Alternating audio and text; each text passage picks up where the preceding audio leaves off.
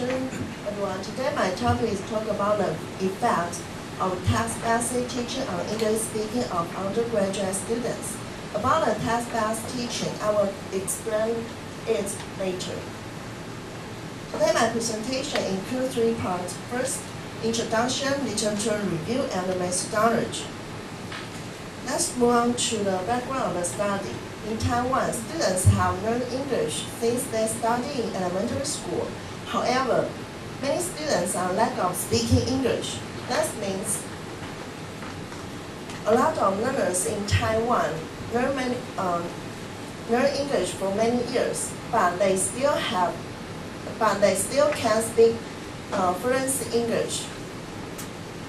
The reasons, Xu in 2002 mentioned that the reason include 5 parts. First, the procedure of teaching speaking is focused on grammar rules, so that the teachers speak English focus grammar rules too much, and that makes students feel anxiety in class, so that they can speak English first, because they are afraid to make a mistake. Second, there are too much students in one class. In Taiwan,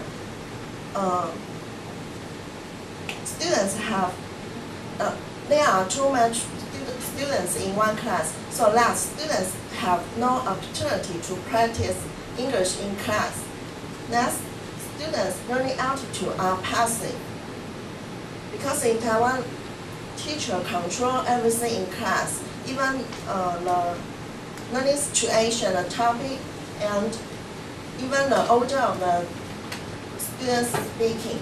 So, student learning altitude are passive. Next one is the contents of textbook are in connection with students' experience. And final one is there are few situations to practice English speaking in students' life. In 2006 point out that presentation, practice, and production, that's mean 3P, is a framework that most language teachers are used in Taiwan. In recent years, there have been arguments that 3P approaches are inadequate and become less and less powerful. For example, the traditional teaching methods in Taiwan are focused on learning grammar rules or repeat after teachers. So that is not good enough for students learning English. During the past decades, the text-based approaches has made a great impact on syllabus design, curriculum and material development, and the language methodology.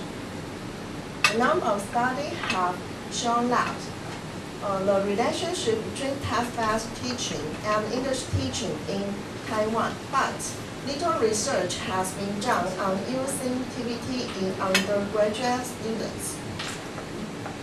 The purpose of the study is to explore the relationship between TBT and the learner's speaking achievement. Second one is to investigate the relationship between TBT and learner's learning altitude. Research questions. First one, is there any relationship between TBT and the learner's speaking achievement? Second one, is there any positive effect on students' learning altitude? In this literature review part, I will talk about text-based teaching and background teaching speaking. So what is TBT? TBT is designed to produce learners who can use their English in the real world, outside the classroom, even if that language is grammatically incorrect. In short, a text-based approach is aimed to provide learners a natural context for language use. Learners have to work, understand each other, and express their own meaning. W&J in 2007 mentioned that the most important things in TBT is the willingness to engage with learners in communication and to allow learners that freedom to use the language. That means that if learners are always controlled, they will never learn to use language freely. So teachers have to let students use English by themselves to communicate with others. And TVT promotes learners' confidence by providing them with plenty of opportunities to use language in a classroom without being constantly afraid of making mistakes. In other words, TVT provides an opportunity for students to practice English speaking. Once they have a stock of words, they can begin to communicate. And once they begin to communicate, teachers can shape their language so that it becomes more complex and grammatical. Let's talk about background of teacher speaking. Maybe in 2003 point out that for many years, teacher speaking involved providing students with the component of the language in hopes that they will eventually put them all together and speak. People suppose learn to speak by practice grammatical structure and then later use that in conversation. So students might spend several semesters to repeat the teacher, study grammar rules, reciting dialogues, and learning vocabulary. After that, students will be asked to speak accurate English. In methodology part, I will talk about research procedure, data collection, and data analysis.